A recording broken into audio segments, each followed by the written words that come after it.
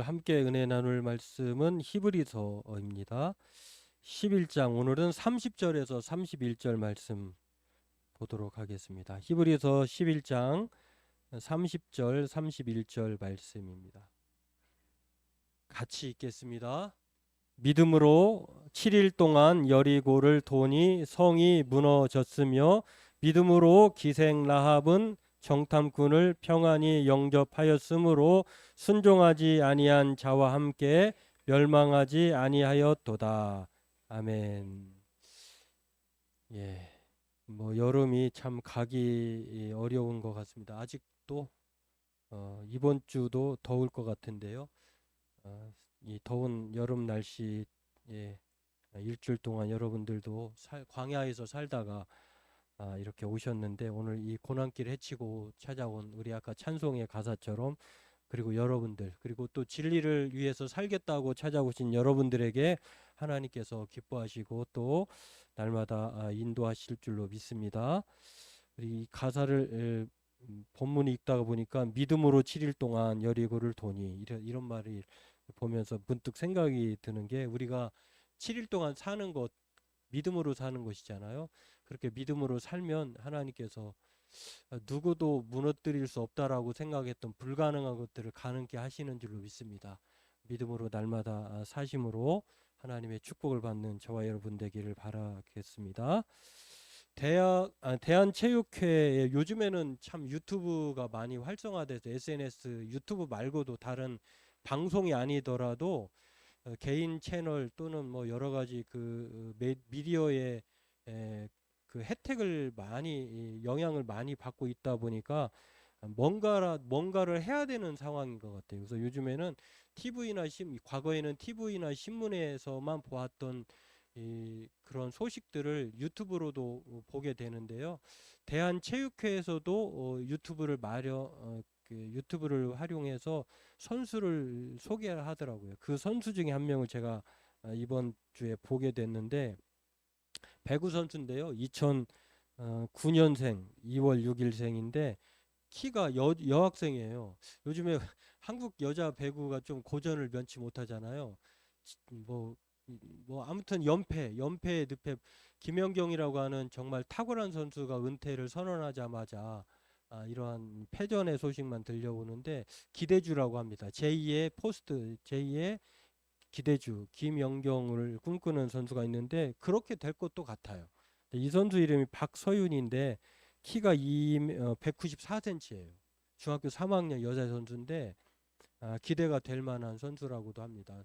또 중학생 선수인데도 21세 혹은 18세 미만에 속한 선수의 국가대표로 뽑혀서 운동을 하기도 하는데 이 선생님을 취재하면서 담임 선생님, 학과 선생님이에요. 그 선생님이 이 선수에 대해서 소개를 하는데 이렇게 소개를 하더라고요. 서윤이는 공부와 운동을 병행하는 힘든 상황에서도 수업 시간에 존다던가 눈밖에 나는 행동을 한다던가 이런 일이 전혀 없이 적극적으로도 수업에 참여도 하고 무엇보다도 칭찬할 만한 것은 교우 관계가 좋아요.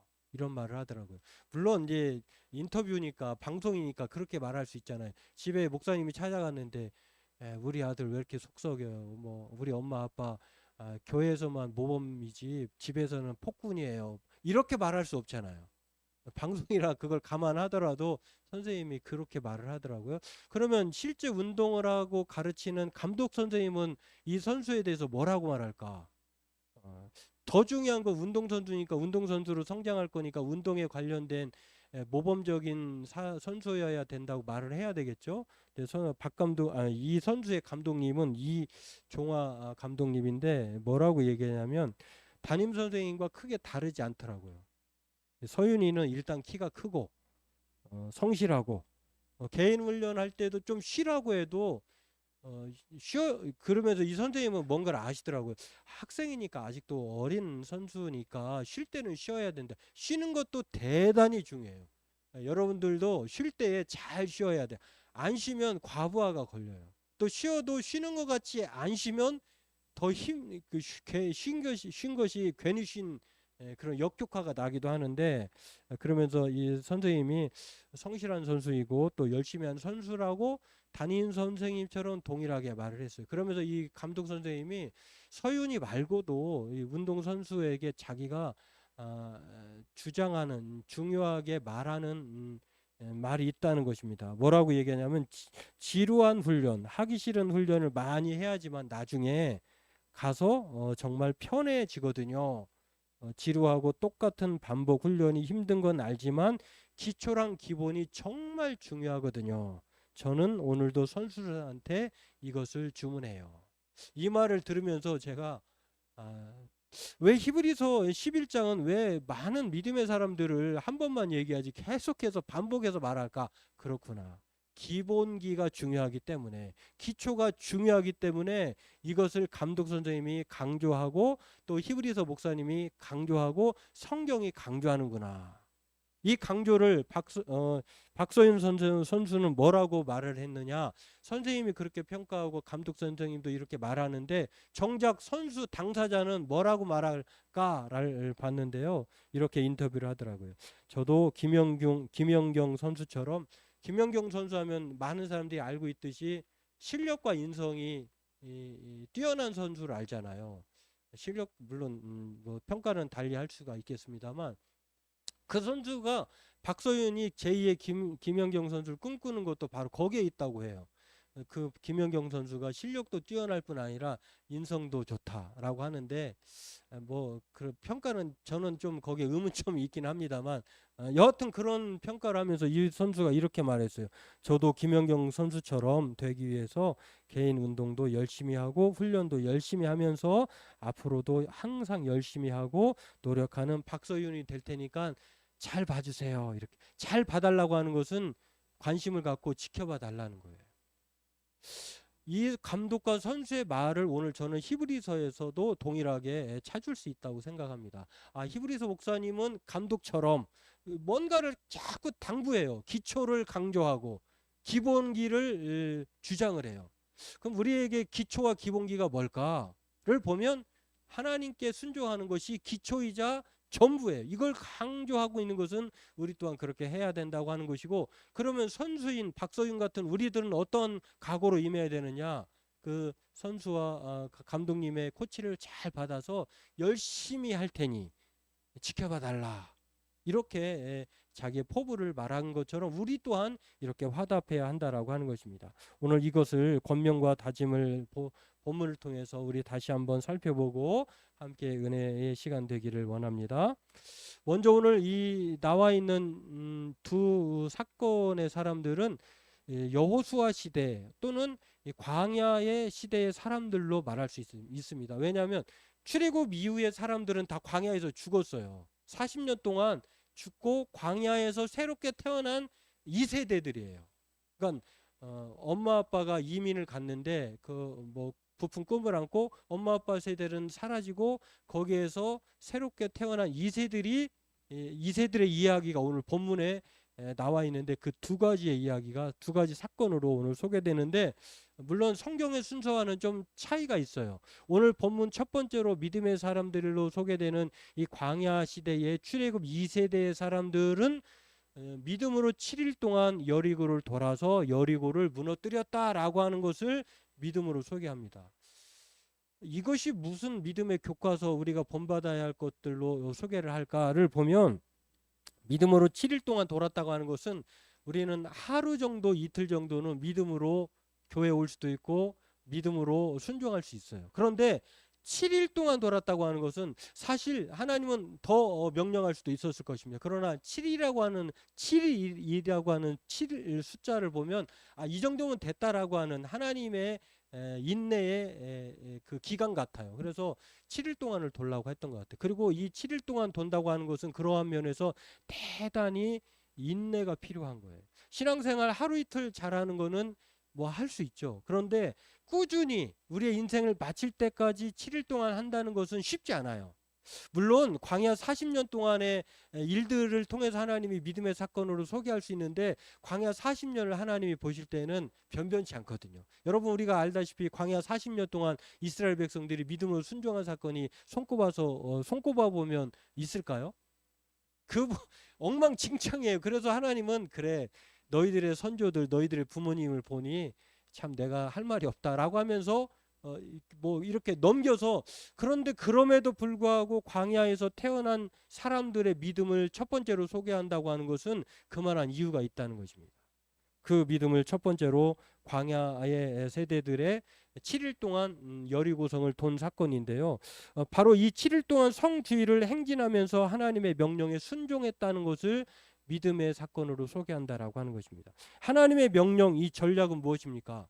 여러분, 전쟁이 발발했는데 거기에서 무너뜨리기 위해서 그냥 비무장을 하고 그 집단으로 그 성을 돌라고 하면 여리고 사람들의 입장에서는 야, 쟤네들 뭐야? 저 미친 거 아니야? 저 바보 같은 짓 아니야? 지금 아무것도 뭐 칼과 무기를 든 것도 아니고 대단한 무슨 전략이 있는 것 같지도 않는데, 아니 그냥 터무니없이 터벅터벅 도는 거예요. 단체로.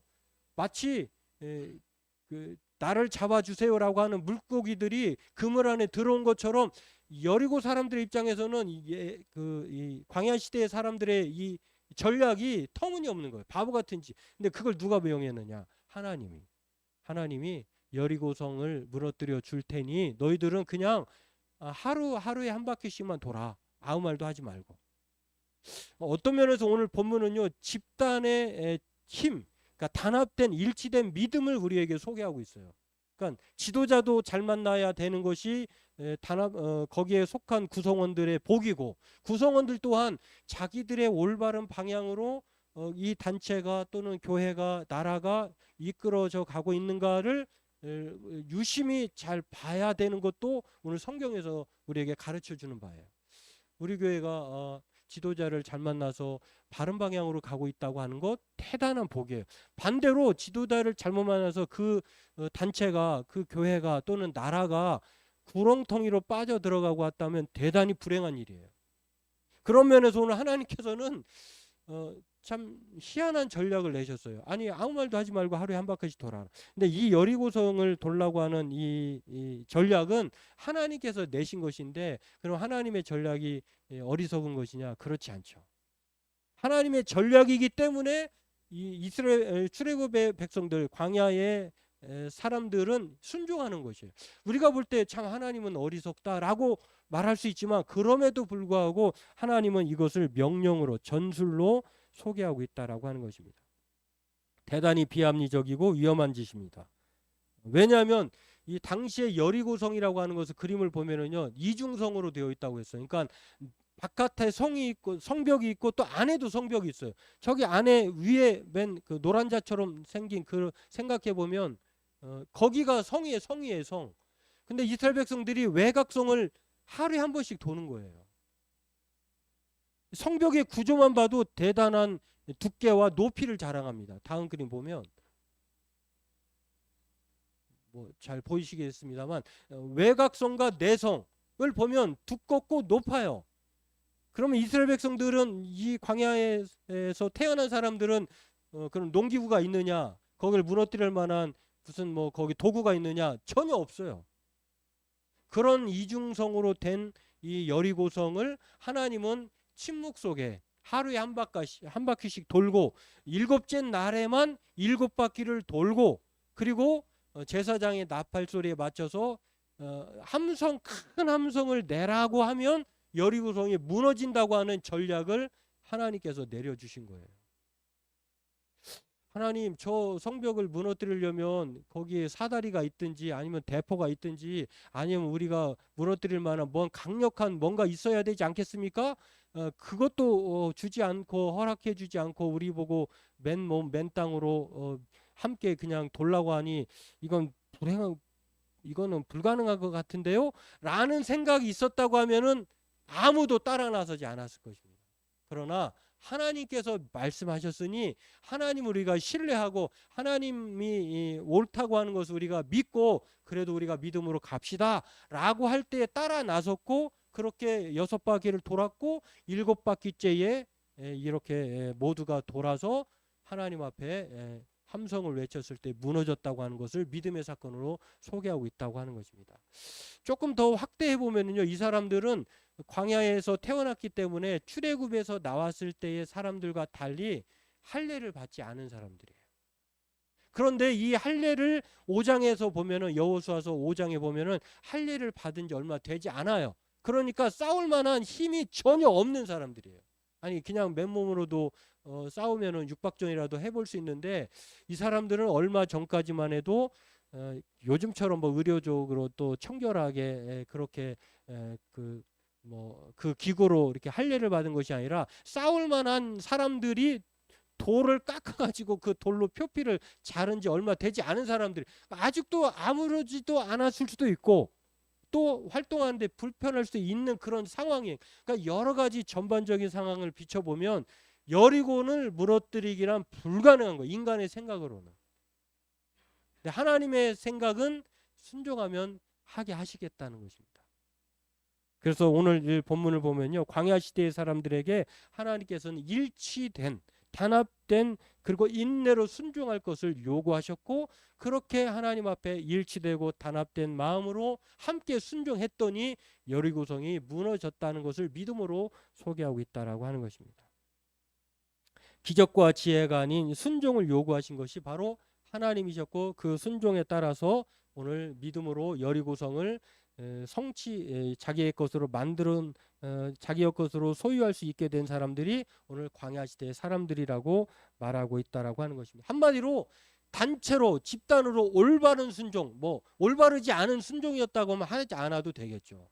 그러나 하나님께서 그렇게 말씀하셨다고 하면 하나님 앞에 순종하는 것이 옳다라고 모두 다 받아들였고, 또 이 순종의 덕분에 하나님께서 약속하신 여리고성을 모두 다 소유하게 되었다라고 하는 것입니다. 올바른 대상과 말씀 앞에 순종하는 것이야말로 바로 우리가 해야 할 믿음의 순종의 모습이다라고 하는 것입니다. 그렇기 때문에 오늘 저와 여러분들도 히브리서 목사님이 이렇게 광야 시대의 사람들이 믿음을 이렇게 소개하는 것은, 권장하는 것은 우리 또한 그러한 믿음을 가져야 된다는 것이에요. 어떠한 믿음입니까? 하나님이 옳다라고 하는 바른 믿음. 그리고 그것은 바로 성경이 말하는 올바른 하나님에 대한 말씀이라고 하면 우리 또한 따라야 한다라고 하는 것. 반대로 얘기하면은 하나님에 대해서 순종하게 하지 않는 것이고, 또 하나님이 말씀하시지 않는 것이라고 하면 우리가 그렇게 할 필요가 없다는 것을 말하는 것이에요. 저와 여러분들도 바라기는 이 여리고성에 대한 이 일화들을 생각하면서 하나님께서 우리에게 바라시는 것이 하나님께로 올바른 순종을 하기를 원하신다고 하는 것을 기억하고, 우리 또한 우리 교회가 정말 이 목표를 가지고 하나님이 그렇게 말씀하신다고 하면 우리는 순종할 필요가 있다. 그리고 그것이 바로 올바른 목표이자 우리가 함께 노력해야 될 그러한 단체된 목표라고 하는 것들을 생각하면서 우리의 믿음이기를 원하고, 또 하나님이 주시는 승리를 순종함으로 얻어내는 저와 여러분 우리 교회가 되길 주의 이름으로 축원합니다. 두 번째로는요, 이게 순서상으로는 여호수아 2장에 나오는 이야기인데 기생 라합 이야기를 얘기합니다. 그런데 기생 라합은 어떤 사람이었느냐를 보니까 라합이 정탐꾼들을 평안히 영접하였다, 이렇게 말을 합니다. 이 평안히 영접했다고 하는 말은 자기 편처럼, 자기 식구처럼 적으로 생각하지 않고 그렇게 안전하고 무사히 숨겨주었다, 이런 뜻이에요. 여러분, 기생 라합이라고 하는, 라합의 이름 앞에 기생이라고 하는 말이 표현되어 있는데요. 기생은 그 히브리 단어를 보면은 창녀를 말해요. 우상 숭배자를 말해요. 그런데다가 이스라엘 사람이 아니에요. 그러니까 이스라엘의 입장에서는 기생 라합이라고 하는 사람은 이 정탐꾼을 숨겨줄 만한 하등의 이유가 전혀 없는 사람이에요.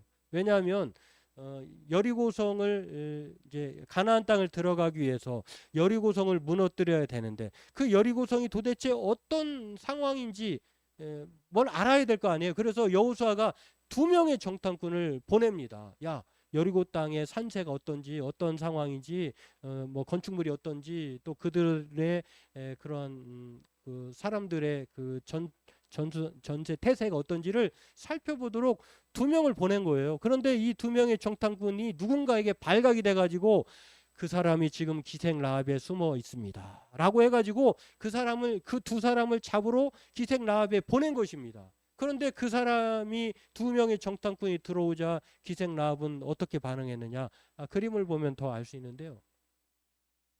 두 명이 쫓아왔어요. 숨겨 자기 집으로 도망쳐 왔어요. 그래서 이 사람을 기생 라합이 자기 집으로 무사히 들여놓은, 문을 잠그고 안 됩니다. 이미 이제 기생 라합은 알고 있어요. 그래가지고 이 기생 라합이 아마라고도 하고 3대라고도 하는데 지붕 위에 뭔가 넣는 그런 장소가 있었나 봐요. 다음 그림 보면 무사히 저렇게 위장 전술로 숨겨줍니다. 그리고 자기 집에 쫓아온 여리고의 뭐 경찰 뭐 혹은 뭐 수사관 뭐 군인들을 돌려보내. 아니 왔긴 했습니다만 그 사람들 바로 나갔어요. 빨리 쫓아가면 잡을 수 있을 것 같습니다라고 해서 돌려보냅니다. 이렇게 평안히 영접한 사람이 누구냐? 기생 라합이라고 하는 것입니다. 사람인데요. 이 라합이 정말로 믿음으로 소개할 만한 사람인가를 보면 이 사람은 이스라엘 백성들의 입장에서도 여리고 사람들의 입장에서도 관심 밖의 사람이에요. 왜냐하면 그의 직업이 바로 기생인, 창녀, 매춘부, 또 우상 숭배자로 소개되고 있기 때문이다라고 하는 것입니다. 어떤 면에서는 혐오의 대상이에요. 저 사람은 우리가 눈에 그냥 우리가 쳐다보지도 말아야 될 사람이야 라고 그렇게 치부될 만한 전혀 예상 밖의 사람이 라합인데, 그런데 이 사람이 광야의 사람들로 이렇게 정탐한 두 사람을 이렇게 평안히 맞아 주었다라고 하는 것. 이 평안히 영접하였다라고 하는 이 오늘 개역 개정과는 다르게 새 번역과 공동 번역에서는 뭐라고 표현하냐면요, 호의로 영접해서 또는 자기 편처럼 도와줘. 그러니까 호의가 있었기 때문에 이렇게 영접했다고 하는 것인데요. 기생 라합은 정탐꾼들이 이렇게 적군임을 알면서도 이렇게 호의로 또 평안히 영접해 주었다고 하는 사실은 그가 그 사람들이 누구인지를 알고 있었기 때문이었다라고 하는 것을 우리는 알 수가 있습니다. 이러한 사실을 이 여호수아서 2장에서 8절에 쭉 이하에 보면요, 이 사람들, 이 정탐꾼들, 이스라엘 백성들이 어떤 사람인지를 소문을 들어서 알고 있었어요. 이 기생의 직업이 뭐라고 그랬어요? 라합의 직업이 기생이고 창녀고 매춘부라고 했잖아요. 그 사람과 관계한 사람들이 여럿 있을 거 아니에요. 아니 저쪽에 여리고성 우리 밖에 사람의 어때 히브리 사람이라고 하는 집단적인 사람인데 이 사람들이 믿는 하나님이 있다네. 근데 이 사람들이 믿는 하나님이 아니 얼마 전에 이 우리 주변에서 살고 있는 요단 저쪽에 살고 있는 아모리 왕, 그리고 아모리 사람의 두 왕 시온과 옥을 멸하였다네. 그리고 요단강을 건너게 하셨다네. 홍해를 가르셨다네. 이러한 일들을 들었어요, 소문으로. 근데 이 창녀인 기생 라합만 들었느냐? 그렇지 않아요. 여리고 사람들도 들었다라고 하는 것. 왜냐하면은 여호수아서 2장 10절에 보니까 이렇게 말합니다. 이는 너희가 애굽에서 나올 때 여호와께서 너희 앞에서 홍해물을 마르게 하신 일과 너희가 요단 저쪽에 있는 아모리 사람의 두 왕 시혼과 옥에게 행한 일, 곧 그들을 전멸시킨 일을 우리가 들었습니다. 그러니까 자기만 들은 것이 아니라 다른 사람들 들었다는 거예요. 똑같이 들었는데, 그런데 11절에 보니까 그것을 듣자 곧 우리는 마음이 녹았고 너희로 말미암아 사람이 정신을 잃었나니 너희의 하나님 여호와는 위로는 하늘에서도 아래로는 땅에서도 하나님이시라. 그러니까 똑같이 그 하나님에 대해서 들었는데 라합은 야 당신들에게 그 기적과 큰 일을 행하신 이끌어내신 그 하나님을 나는 하나님으로 인정해. 나는 그걸 믿어. 이 믿음을 가지고 있었기 때문에 정탐꾼들이라도 평안히 영접해 주었다라고 하는 것입니다. 여러분 오늘날 우리는 얼마나 많은 하나님의 말씀을 듣습니까? 똑같이 듣는데 그것을 믿음으로 표현하는 사람, 그것을 믿음으로 자기의 믿음으로 하나님을 신뢰하는 사람이 얼마나 있겠느냐. 신뢰하는 자에게 하나님은 라합처럼 역사해 주었다라고 하는 것이죠. 그래서 라합은요, 정탐꾼이 와도 그렇게 적으로 생각하지 않고 평안히 영접해 주었다라고 하는 것을 믿음으로 소개하면서 라합과 같은 믿음을 오늘 성도들에게, 히브리서 성도들에게, 그리고 오늘 저와 여러분들에게 이러한 라합과 같은 믿음을 가질 것을 소개합니다. 그리고 그 믿음을 가질 때 라합은 하나님의 약속을 믿었어요. 하나님이 이스라엘 백성을 구원한 것처럼 자기와 자기 자녀들도 식구들도 구원할 줄로 믿었고, 실제로 하나님은 여리고성이 무너뜨려지고 또 라합의 집과 라합의 식구들을 무사히 건져내 주었다라고 하는 것입니다. 뿐만 아니라 우리가 알다시피 기생 라합은요, 다윗 왕가의 왕족의 그런 가문의 이름으로 소개됩니다. 그리고 메시아의 족보에도 소개될 만한 정말 엄청난 영광을 누리게 된 사람이 라합이다라고 하는 것입니다. 하나님은 이렇게 라합을 통해서 하나님을 모든 사람들의 행복으로 여길 때에, 그리고 자신의 인생에서 정말 무엇보다도 하나님이 인생의 모든 것이라고 믿을 때에 하나님은 그 믿음에 약속하신 대로 복을 내려 주신다라고 하는 것입니다. 8월 15일 우리가 지났습니다만 지난 금요일이 광복 80주년이라고 우리는 그렇게 기뻐했고 또 휴일로 보냈습니다. 근데 광복절에 가장 많은 사람들이 소개되긴 합니다만 그 사람 중에 한 사람이 누구냐면 도산 안창후 선생이에요. 근데 안창후 선생은 우리가 알다시피 개신교인이에요. 장로교인이에요. 우리의 그 애국 운동을 위해서 힘썼던 분이기도 하고 또 핍박을 받아서 미국으로 망명 가서 우리나라의 기초적인 정부의 조직을 그렇게 소속을 다졌던 분이 안창후 선생님이신데, 이 안창후 선생님이요 뭐라고 우리에게 그 잊어서는 안 될 사람이라고 얘기하면서 좋은 생각에도 소개를 했더라고요. 근데 그분이 소개된 내용을 보니까 한국 민중의 성각자로 소개될 만한 사람이 누구보다도 도산 안창후 선생이다라고 하면서 이분은 생전에 조직의 대가에 걸맞는 고상한 인격들로 사람들로부터 많이 존경을 받았다고 해요. 근데 이분이 도산의 위대함을 소개할 때에 무엇을 소개하냐, 도산 안창후 선생이 많은 일들을 했지만 이분의 위대함을 소개할 때는 반드시 빠지지 말아야 될 게 있다는 거예요. 이분이 뭐라고 도산의 위대함을 소개를 하냐면, 조직과 함께 나아갈 동료를 만드는데 능력과 또 정보를 수집하는 분석하는 능력과 이를 바탕으로 조직이 체계적이고 일사불란하게 움직일 수 있도록 계획을 세우는 실천하는 행동력을 도산의 안창후 선생의 위대함으로 소개하는데, 한마디로 얘기하면 도산 안창후 선생의 위대함은 조직을 정비하고 또 애국운동을 또 고취시키고 이런 여러 가지 운동을 했습니다만, 많은 동료들, 자기가 뛰어나지만 그러나 이분의 뛰어난 위대함은 동료를 만드는 능력이라고 할 때 했다는 거예요. 함께 혼자 해서는 안 된다는 거예요. 모두가 함께 할 수 있는, 함께 나아갈 동료를 만드는 능력을 이 사람은 안창후 선생의 탁월함이다, 이렇게 우리는 기억해야 한다고 하는 것입니다. 그리고 또 한 가지는 실천하는 행동력. 아무리 많은 그러한 동료를 가지고 있고 또 분석을 했다 하더라도 실천하지 않은 행동력이 없다고 하면 아무것도 아니다라고 하는 것입니다. 그래서 이분이 남긴 그 유명한 말, 조직과 함께, 그 내용들이 저렇게 소개하는데요. 이 기초에 충실할 것을 그런 면에서 안창후 선생이 대단히 중요시했다라고 하는 것인데요. 그 기초가 뭘까요? 저는 저 말이 있다고 봐요. 좋은 화초를 구하고자 향기로운 꽃나무에서 꽃이나 이파리만 취한다면 그것은 얼마 지나지 않아 시들어버리고 다시 번성하지 못하리라. 나무의 뿌리와 씨를 심으면 꽃 피어나는 열매가 맺히며 또 한 번 성할 터이니 마땅히 먼저 뿌리와 씨를 취하여 심을 것이라. 뿌리와 씨를 심는 데에 온 힘을 다했던 사람이 도산 안창후 선생이에요. 이 뿌리와 씨가 뭘까요? 씨와 뿌리가 우리의 나무에 있어서는 기초죠, 기초. 우리의 뿌리와 씨가 기초가 뭘까요? 신앙인에게 있어서 바로 하나님께 대한 순종이었다라고 하는 것입니다.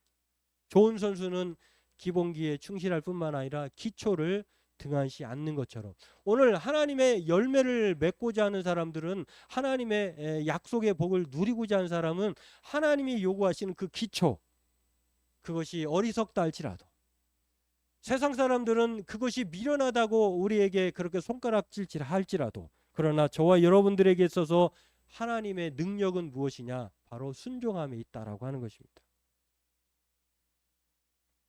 안창후 선생은 미국이 영국의 식민 통치에서 벗어날 수 있었던 거에서는 강한 사람과 약한 사람, 또 유식한 사람과 무식한 사람이, 또 잘난 사람과 못난 사람이 함께 속하여 있는데 그것을 가리지 않고 모두 단합해서 독립운동에 참여했기 때문이다라고 하는 것을 기억하면서 우리가 독립할 수 있는 것에 또한 그렇게 헌신하고 투자했다라고 하는 것입니다. 기초에 충실한 것, 단합된 동료의식, 그리고 실천하는 행동력이 바로 오늘의 대한민국을 만들어냈다라고 하는 것을 우리는 기억하면서 신앙의 길도 마찬가지라고 봅니다. 아니 그냥 복만 받으면 되죠. 내가 하는 일만 잘 되면 되죠. 이것이 아니라 우리의 기초, 씨를 뿌리고 또 우리가 그 뿌리를 내릴 수 있는 것은 하나님을 우리가 날마다 얼마나 순종하느냐에 있다라고 하는 것입니다. 그렇게 순종할 때 하나님 우리를 라합처럼 또 단합된 이스라엘 백성들 광야의 사람들에게 여리고등을 준 것처럼 우리의 삶은 바로 하나님께 그렇게 인도함을 받는다라고 하는 것입니다. 바라기는 하늘과 땅에 오직 하나님 외에는 없다라고 하는 이 라합이 하나님에 대해서 들었던 그 하나님을 믿어서 또 자신과 자신의 가족 모두를 구원함으로 이끌었던 라합처럼 우리 교회가 올바른 방향의 목표를 가지고 하나님께만 순종함으로 라합과 같은, 그리고 출애굽 시대의 광야 시대의 사람들처럼 날마다 삶이 이중성으로 막혀 있다 할지라도 하나님의 승리를 맛보는 그러한 삶으로 살아가는, 은혜의 삶을 살아가는 저와 여러분 되길 주의 이름으로 축원합니다.